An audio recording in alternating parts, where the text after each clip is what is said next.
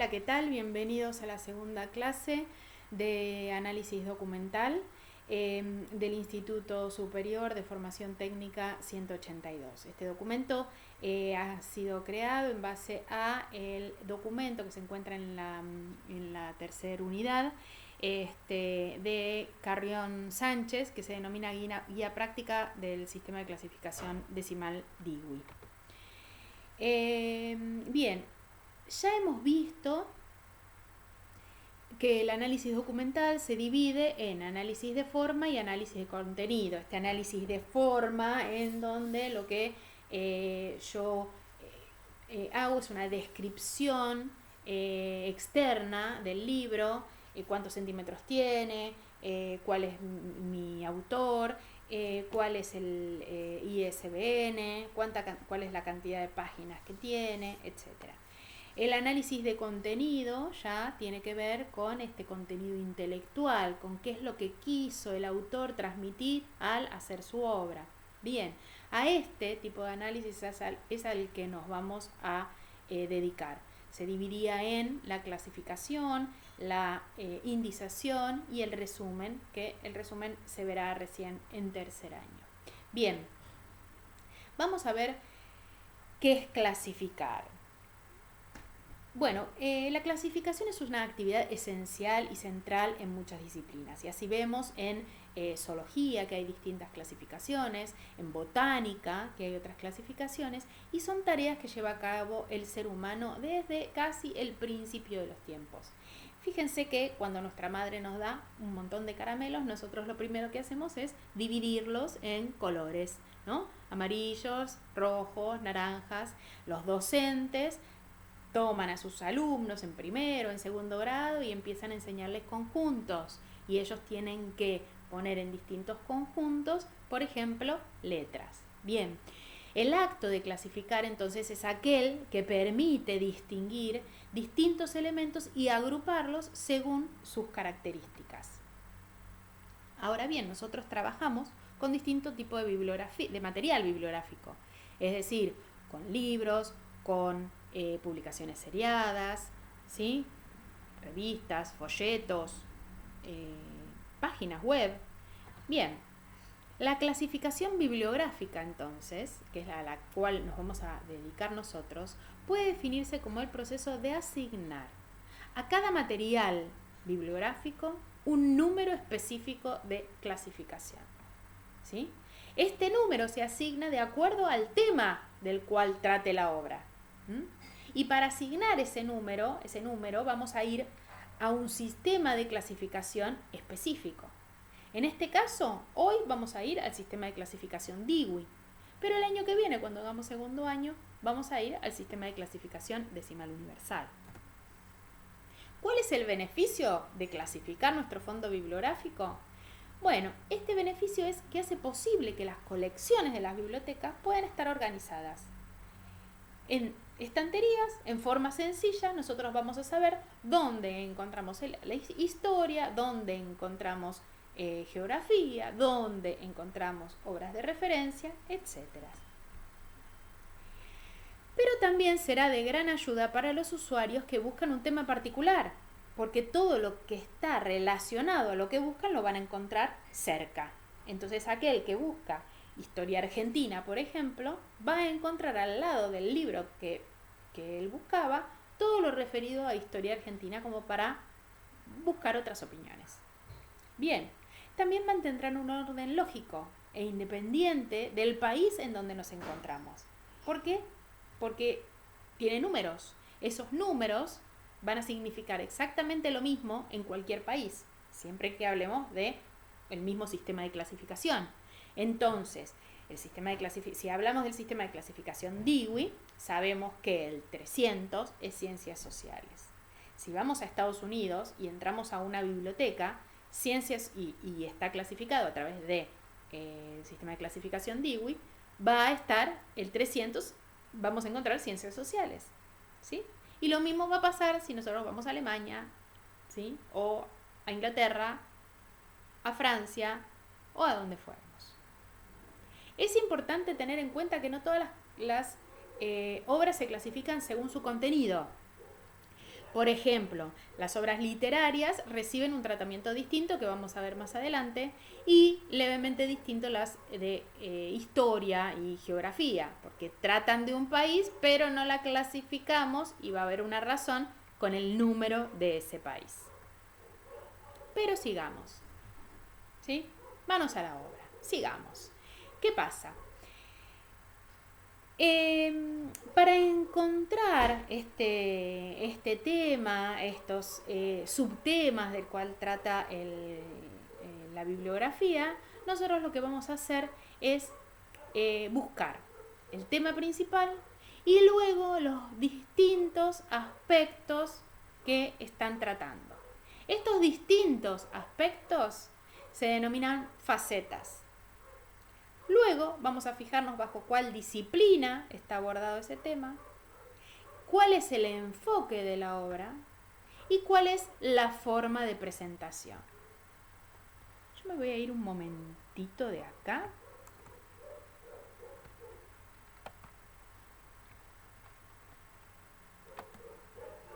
Bien, chequeando que estaba todo grabándose y vamos a continuar. Con respecto al tema, y vamos a verlo con ejemplos para que ustedes entiendan cuál es la diferencia entre tema y faceta. Si tuviéramos este título, la educación en Argentina en el siglo XX, el tema es educación. ¿De qué está hablando el libro, por ejemplo? Está hablando de educación. ¿Pero dónde? ¿En cualquier lugar? No, de educación en Argentina. ¿Cuándo? En el siglo XX.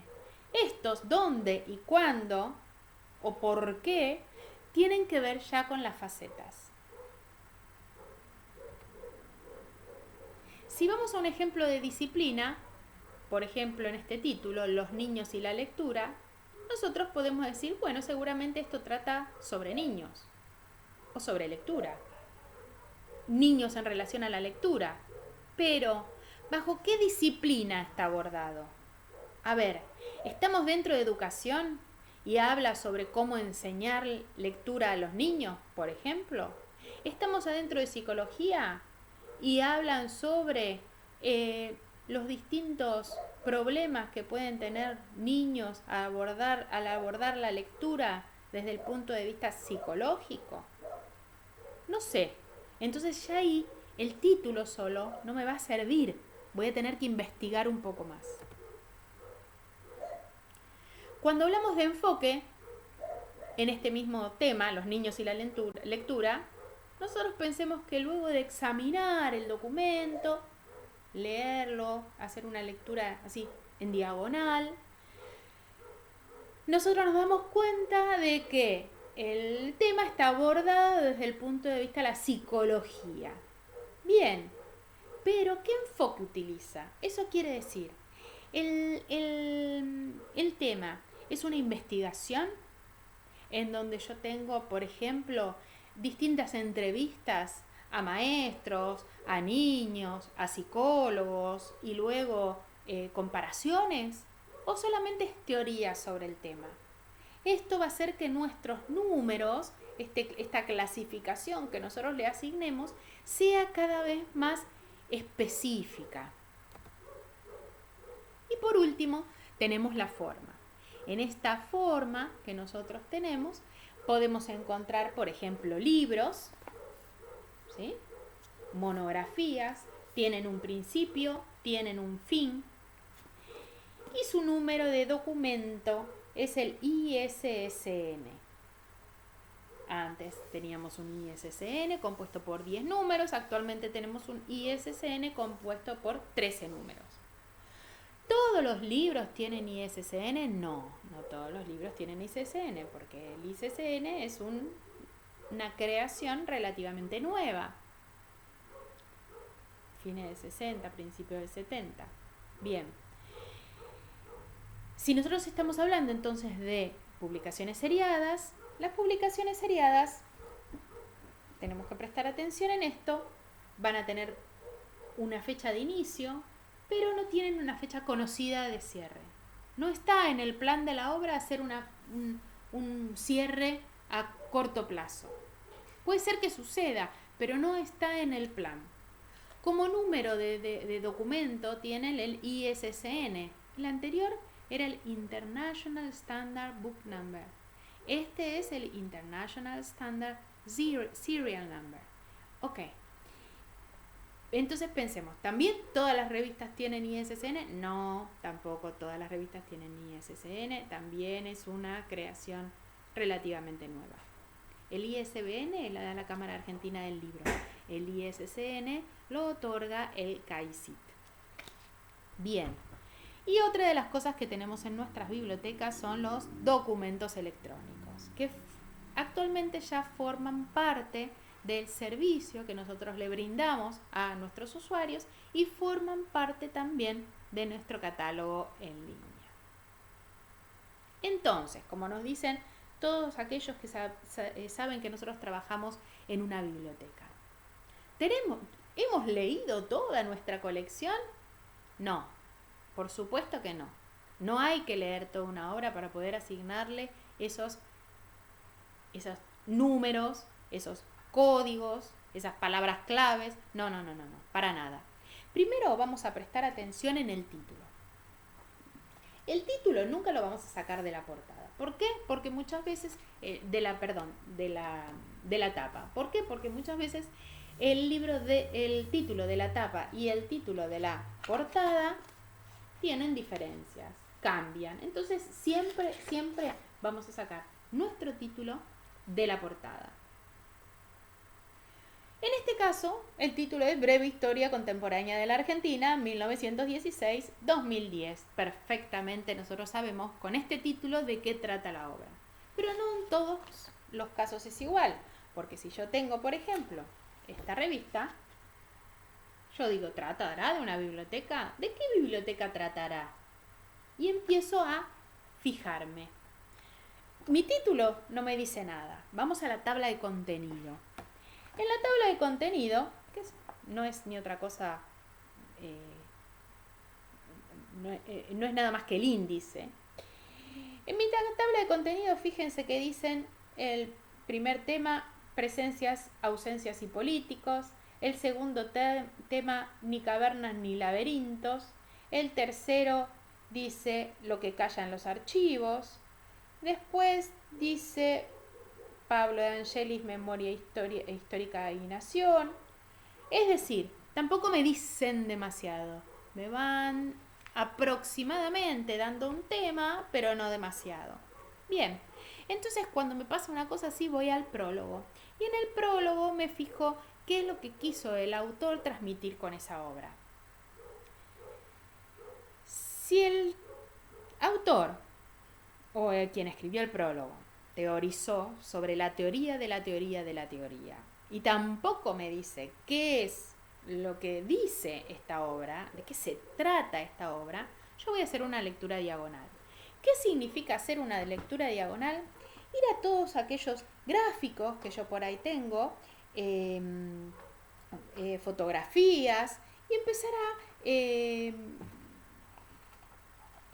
y empezar a fijarme, que en este caso no tengo gráficos, tengo fotografías, empezar a fijarme de qué se tratan, qué es lo que quieren transmitir, qué título tiene cada una de estas fotografías, qué explicación les dan, etc. Supónganse que todo esto falla, entonces ahí voy a una obra de referencia. Es decir, voy, por ejemplo, también a un catálogo de otra biblioteca a ver cómo lo tomaron, ¿sí? O a una obra de referencia cualquiera. Bien. Ahora, yo les digo título, después subtítulo, después tabla de contenido, después prólogo, después lectura y diagonal. ¿Puede pasar que después de todo esto no nos demos cuenta de qué trata la obra? Sí, totalmente puede pasar, porque puede pasar que nosotros tenemos para catalogar una publicación en alemán y nos damos cuenta de más o menos cuál es el título, pero nada más. Entonces ahí vamos a tener que consultar obras de referencia. Estas obras de referencia son esas obras de las cuales hablábamos la clase pasada. Son obras secundarias que tratan de las obras primarias, ¿sí? Estas son las obras primarias. Bien. Vamos a las características del sistema. Acá vamos a estar hablando de las características específicas de la clasificación decimal de Dewey. En la segunda clase que ustedes tienen en el campus, ahí hablamos de las características de los sistemas de clasificación en general. No llegamos a dar todas las características en las clases. ¿Por qué? Porque formamos parte de una carrera que es a distancia con instancias presenciales. Esto que sea a distancia hace que ustedes tengan que poner mucho de sí, porque no pueden llevar a cabo todas las clases todos los días. Entonces el profesor de todas esas clases, que por ahí en una carrera presencial son 30, 35 clases, el profesor da 6 en una carrera presencial. El resto lo tienen que leer ustedes. Y el profesor tiene que ser una guía, llevándolos para cada una de las lecturas. Y aprovecho para contarles que en las clases van a encontrar distintas preguntas dentro de las clases. Esos no son trabajos prácticos, son preguntas que les sirven a ustedes de guía para leer toda la bibliografía. Bien. Vamos entonces al sistema de clasificación decimal de Dewey. Para cumplir eficazmente con la función de numerar cada una de las divisiones del conocimiento, la notación del sistema de clasificación decimal Dewey posee las siguientes características particulares. La primera es que es pura, es decir, que está compuesta solo por números. ¿Qué significa que está compuesta solo por números? Y en este caso yo tengo la versión impresa. No significa que acá adentro yo tenga solo números. Significa que lo que yo voy a colocar como final en este código que le quiero colocar a mi obra van a ser solo números. ¿Sí? A ver, toda regla tiene su pequeña cosa distinta y en algún momento vamos a poder poner su excepción y en algún momento vamos a poder poner una A para Argentina, ¿sí? Pero en realidad solo vamos a colocar números. Bien, esa es la primera cosa. La segunda cosa es que los dígitos empleados para representar a cada una de las divisiones son tratados como números decimales, como si hubiera una coma antes, como si fuera 0, y el número. Aunque de acuerdo con los principios de matemática, los números decimales tienen una coma al principio, como yo les dije recién, 0, y el número, en el sistema de clasificación decimal de Dewey vamos a poner 3 dígitos, un punto, 3 dígitos. Acá hay una pequeña excepción de esta regla, solo utilizo números. No, voy a usar un punto, ¿sí? Voy a usar un punto entre el tercer y el cuarto dígito. Nada más, no sigo colocando puntos. Ahora vamos a ver este ejemplo. Y yo lo que les pido es que vayan al sistema de clasificación Dewey. Si lo tienen en PDF, en PDF. Si lo tienen impreso, impreso. Y busquen el número 381. Ese número tiene que ver con comercio interno. Abajo dice punto 1, ventas al por menor. Punto 2, ventas al por mayor. ¿Esto qué significa? No que punto 2 es ventas al por mayor, sino que 381, y fíjense que hacemos una combinación de los dos números, 381.2, ventas al por mayor, 381.1, ventas al por menor, ¿sí? Vayan, pongan pausa en el video, vayan y fíjense lo que yo les digo.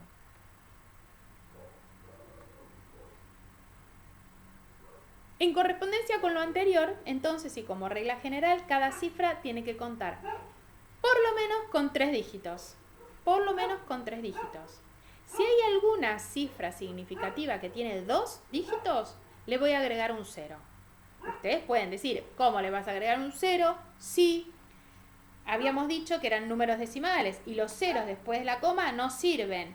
Bueno, porque esta regla es una regla muy importante que dice que tienen que tener 3 números. Entonces, y vamos al ejemplo. Derecho general, el número básico para el derecho es el 34, pero el número que utiliza el derecho general es 340. ¿Sí? Bien, vayan por favor a CDD y se van a fijar en derecho general y vayan a fijarse un poquito más abajo que dice número básico para el derecho 34. Fíjense que a medida que vamos viendo la CDD vamos encontrando distintas instrucciones, ¿sí? La CDD está repleta de instrucciones y nosotros no nos vamos a mover de la CDD si no es a través de alguna instrucción. Asimismo, y con el propósito de facilitar el manejo visual de los números, vamos a, después del sexto dígito, a dejar espacios, grupos de 3 números. Es decir, vamos a tener 3 números, un punto, 3 números, un espacio, 3 números, un espacio. ¿Tantos números vamos a poner? Tantos números vamos a poner. Fíjense acá. Atlas de Jerusalén. Y acá estamos empezando a hablar con tablas también. No se preocupen de no entender todo en el mismo momento, porque nosotros volvemos atrás y va a haber un power totalmente distinto que tiene que ver solamente con tablas. Pero es como les decía a sus compañeros, la profesora de inglés que habla en inglés y uno no le entiende nada al principio, pero habla en inglés para que se le acostumbre al alumno al estudiante el oído. Bien, acá pasa lo mismo.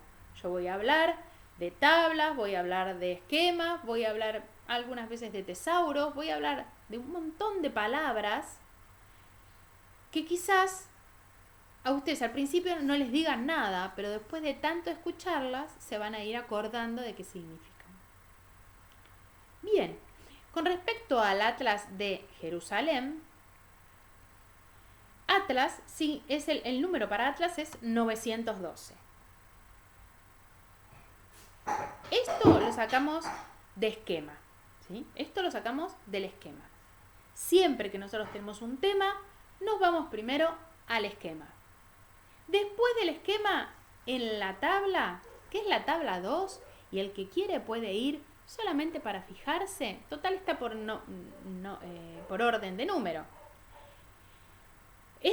Tenemos a Jerusalén, cuyo número es 569442. Es decir, que la combinación de Atlas y Jerusalén me va a dar este número, 912.469 espacio 442. Y fíjense este otro ejemplo. Bien, en este otro ejemplo, trabajadores afroamericanos en Colombia, 331 es economía laboral. ¿Dónde? Empezamos con el 331, ese 331 es del esquema. 331, economía laboral. 63 dentro de ese 331 va a ser grupos étnicos. Pero luego nos van a mandar a distintas tablas y va a decir, vea, para afroamericanos, tabla 5, 96073. Agréguele un 0 y vaya a tabla 2, 861. Este rompecabezas que nosotros armamos termina siendo este número. Y este número significa trabajadores afroamericanos en Colombia. Sí. Sé que están nerviosos, que les parece espantoso, que no entienden nada, pero de a poco vamos a empezar a caminar en esta CDD. Bien, los esquemas, y ahora quiero que vayan a la página 50 del documento que tienen, son el componente principal del sistema de clasificación decimal de Dewey, en donde se ha establecido que la división detallada del conocimiento junto con la asignación, se ha detallado una asignación para cada uno de los temas, para cada una de las disciplinas, perdón. Es decir, todo el conocimiento está en los esquemas de CDD. Y este conocimiento está dividido, si quieren, en forma arbitraria.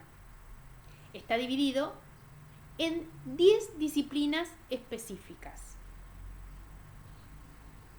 Estas 10 disciplinas específicas, también llamadas clases principales, son generalidades, filosofía y psicología, religión, ciencias sociales, lengua, ciencias naturales, ciencias aplicadas, arte, literatura y retórica, geografía e historia. Estas palabras cambian de edición en edición mínimamente, entonces puede ser que en alguno podamos encontrar, por ejemplo, en lugar de ciencias aplicadas, tecnología, pero son exactamente lo mismo. Adentro tienen lo mismo. Cambian por ahí algunas cosas, pero es lo mismo. También estamos hablando del primer sumario. ¿Qué es el primer sumario? Estas 10 clases principales, en donde este primer numerito que nosotros vemos acá está ocupado. Cuando nosotros tenemos los dos numeritos ocupados, vamos a tener cada una de estas generalidades, filosofía, cada una de estas clases principales, las vamos a tener dividida en 10 más. Es decir, que el segundo sumario, aquel en que los dos numeritos están ocupados, va a tener 100 títulos distintos, 100 entradas diferentes. Y el tercer sumario, en el cual los 3 numeritos están ocupados, ese tercer sumario va a estar dividido en 1000. Pero ¿qué componentes tiene el sistema de clasificación decimal Dewey? Bien, a lo largo de los esquemas nosotros podemos notar que para cada tópico se ha destinado una entrada. ¿Sí? Esta entrada es una unidad autosuficiente que está constituida por un número o un rango de números, un encabezamiento y a medida y algunas veces notas. Si ustedes van al sistema de clasificación, van a encontrar que se encuentran en negrita y en distintos tamaños, algunos más grandes y otros más pequeños. El encabezamiento es el título, entonces, que se utiliza como título para todos los tópicos.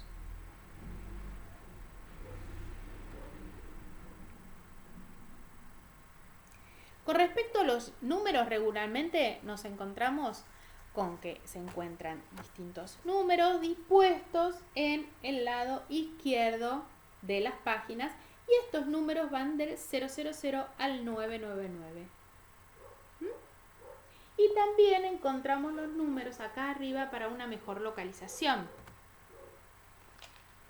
Cuando el número no tiene un formato en especial, un formato específico, son números totalmente válidos y los podemos utilizar. En este caso tenemos una especie de un rango. Nosotros vamos a poder utilizar no el rango entero, sino este o este, que van a formar parte de todos los números que estén abajo. Vayan por favor al 398.21, vayan a ese rango, a esa nota, y se van a dar cuenta que adentro se encuentra el 398.21, el 398.22, el punto 23, el punto 24 y cada uno tiene que ver con algún cuento o leyenda en particular. Esos son los que van a utilizar. Con respecto a los números entre paréntesis, estos números son opcionales y pueden hacer uso de ellas las bibliotecas que prefieran clasificar las obras de una forma distinta. ¿Sí? Con respecto a los números entre corchetes, estos números no se utilizan bajo ningún punto de vista. Son números que están reubicados o números que están esperando que se les asigne algún encabezamiento. Los rangos de números, como los que vimos anteriormente, se van a dar cuenta que son rangos porque están precedidos por este símbolo, el símbolo mayor, y se dice que es una entrada centrada porque los números del encabezamiento están en el centro, ¿sí? Y abajo van a tener esta división que yo les fui contando. Fíjense acá en estos ejemplos de rangos y vayan por favor a la CDD y busquen el primero, que es 362-363, problemas y servicios sociales específicos.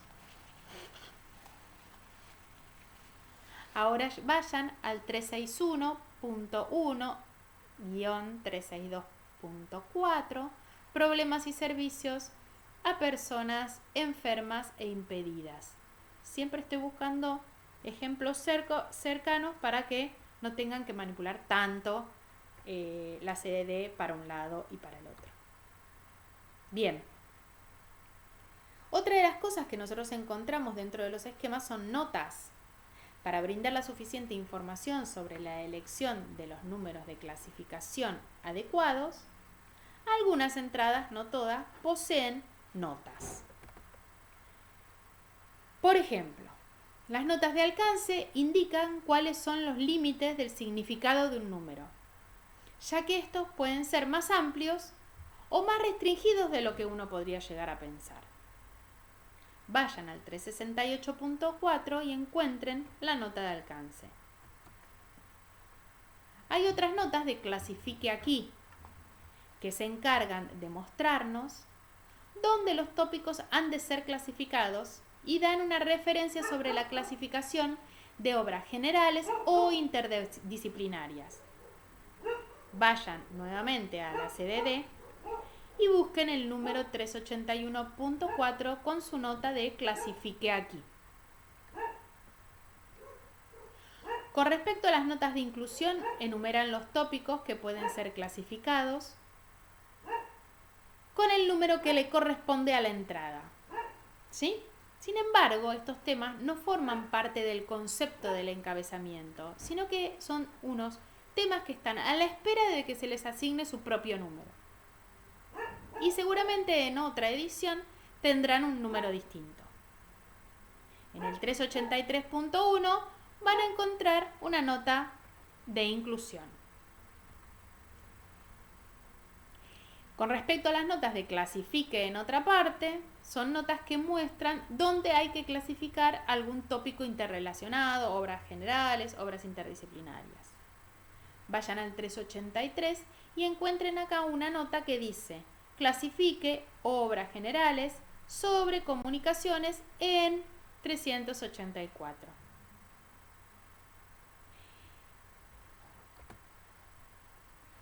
Otro tipo de notas tienen que ver con las referencias de véase. En los números con conceptos generales encontramos estas referencias que sugieren la consulta de números con conceptos subordinados, más específicos u otros. Por ejemplo, 384 para comunicación postal, vea o véase 383. Y como último encontramos las referencias de véase además. ¿Sí? Estas referencias tienen como función remitirnos a la consulta de números con tópicos relacionados, pero de manera menos significativa. ¿Sí? Me están diciendo, ¿viene este número? Perfecto. Pero fíjese que también puede encontrar este mismo concepto en otro número totalmente distinto.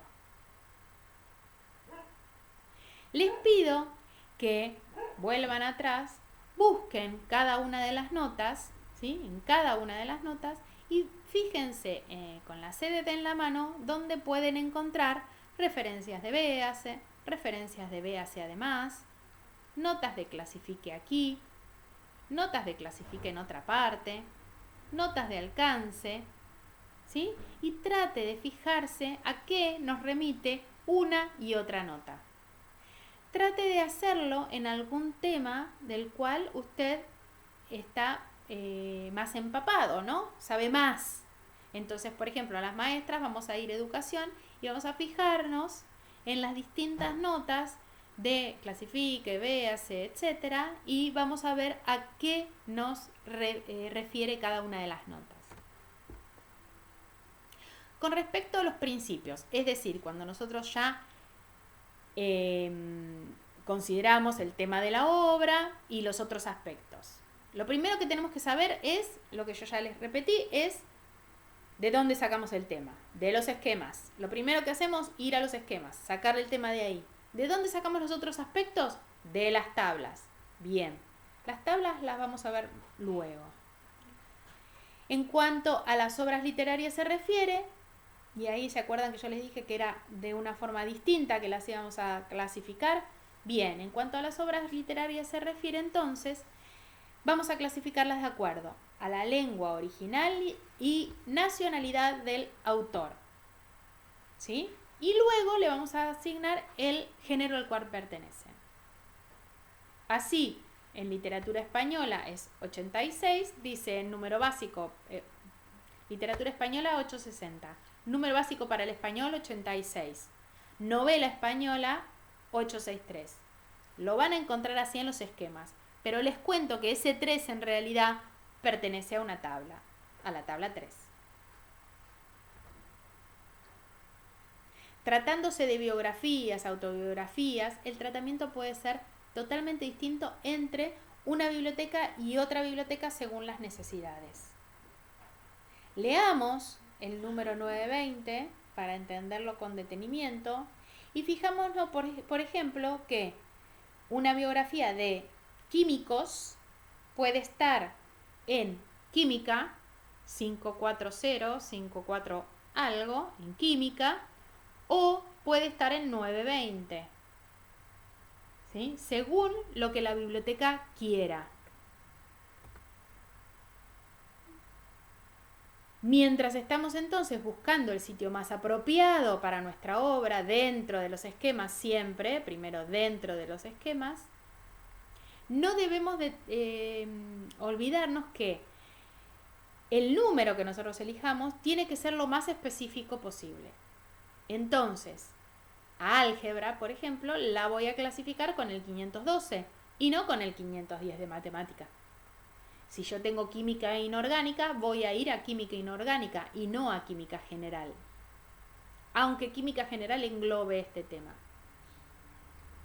Cuando una obra trata de 2 o más temas, tienen que elegir el número que corresponde al tema que fue tratado con más amplitud. Es decir, si en un libro sobre física y química tenemos 12 capítulos de física y 2 capítulos de química, vamos a colocarle el número de física. Y así, si tenemos un libro de química inorgánica, pero los primeros 2 capítulos hablan de química general, yo voy a colocar el número de química inorgánica. En el caso de una obra que trate de 2 temas por igual, de manera independiente uno de otro, tenemos que elegir el número que se encuentre primero en la CDD. Fíjense acá en el ejemplo. Es un manual de física y química, tanto física como química están tratados de forma independiente e igualmente en el manual vamos a ponerle el número de física porque física está primero en la CDD. Y si 2 o más temas son tratados de manera relacionada, tenemos que buscar el número que manifieste esta relación si es que existe. Si no encontramos un número semejante, vamos a tener que distinguir cuál tema está influyendo sobre el otro, ¿sí? Y vamos a clasificar la obra bajo el tema en el cual recae la influencia. Y cuando 3 o más temas son tratados por igual en la obra, pero son subdivisiones de un número más extenso, en realidad más amplio tendría que decir ahí, este ha de elegirse. Es decir, fíjense en el ejemplo. 531, mecánica de sólidos. 532, mecánica de líquidos. 533, mecánica de gases. El tema que los engloba es física, entonces lo vamos a clasificar en física. Vamos a ir a cada uno de los números, ¿sí? Para ir empapándonos de nuestra CDD. Y ahora es hora de practicar.